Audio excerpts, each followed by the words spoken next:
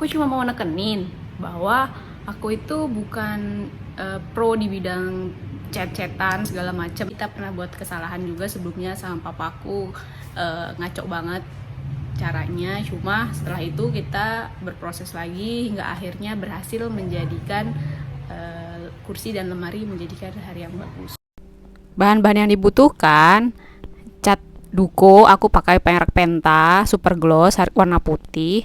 Kemudian ini epoxy, cat epoxy warna putih harga 75.000, sudah include dengan pengencernya. Kemudian ini Dempul, mereknya ALF. Nah, meja makan dulu itu punya orang tuaku, cuma teronggok gitu aja di balkon, sayang banget, padahal itu kayu jati karena tampilannya sudah membosankan. Jadi aku mau cat ulang untuk menjadi lebih menarik.